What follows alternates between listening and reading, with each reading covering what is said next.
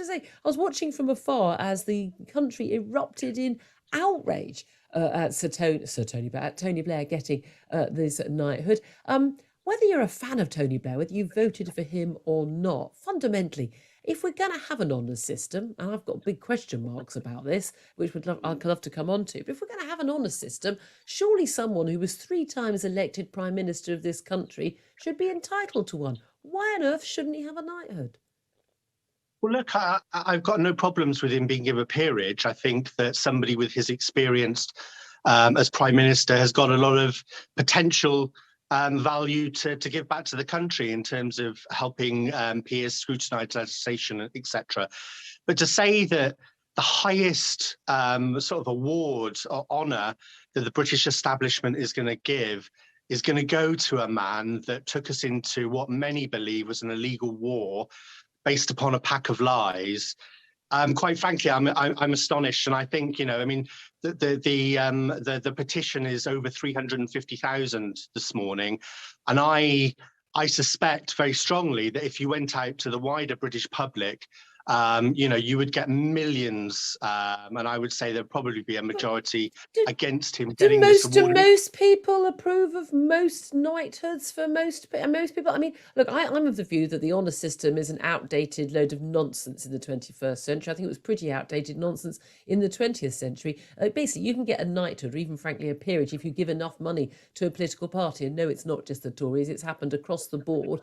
These things are bought and sold. You know, you get some no-mark MP who gives up their seat for someone who needs a seat, and they get themselves a knighthood in return. This happens all the time. I think these things were a load of nonsense, but he was Prime Minister of this country, even after taking us into wars which many disapproved of. And I have to say, look, I was fully in favour of the war in Afghanistan. I still think the war in Iraq was the right thing. It was just brought about for the wrong reasons. And I completely accept we were lied to in that dossier. And I've written about that many times in my past as a political editor. But fundamentally, he was re-elected again and again as Prime Minister of this country.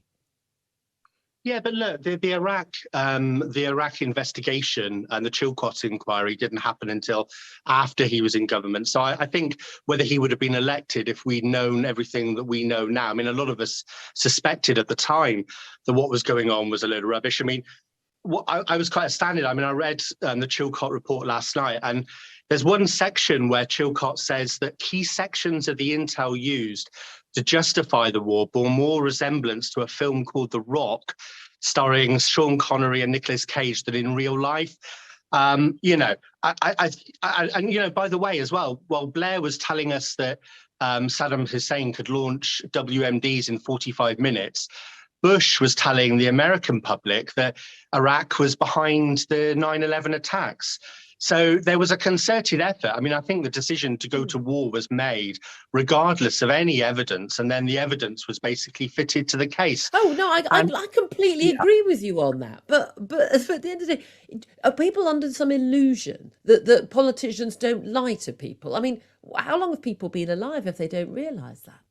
I know, but in this case, it's not just a lie, is it? I mean, hundreds of thousands of innocent Iraqis lost their lives due to this war. The country was thrown into chaos. Hundreds of thousands of innocent Iraqis were losing their lives under Saddam Hussein. I mean, hundreds of thousands of Syrians lost their lives, and it was a result of the failure to go to war or have any military intervention to prevent that loss of life under Assad. You know, there are lots of decisions that people make which have knock-on effects, and we can agree or disagree. But if we're going to have an, I mean, you don't. My thing is, you don't have to, you know, like Tony Blair or, you know, or Margaret Thatcher when she became Lady Thatcher. You don't have to, you know, you don't have to like people or approve of their policies to say that if you're going to have an honour system, a former Prime Minister is going to be entitled to an honour.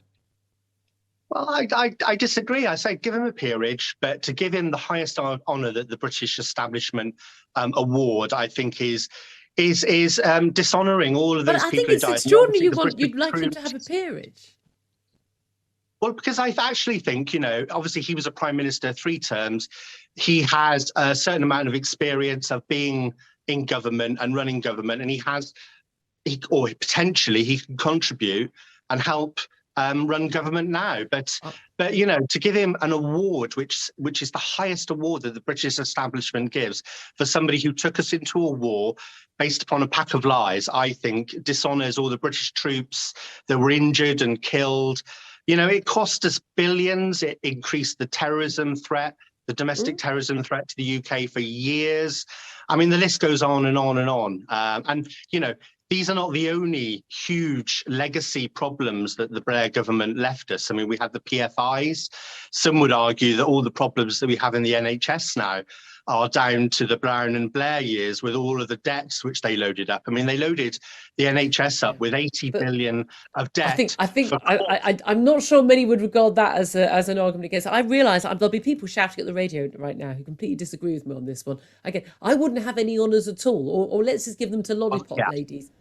But my thing is, if you're going to have them, I don't see why Tony Blair shouldn't get one, but I have to leave it there because time is against us. James Wells, former Brexit Party MEP.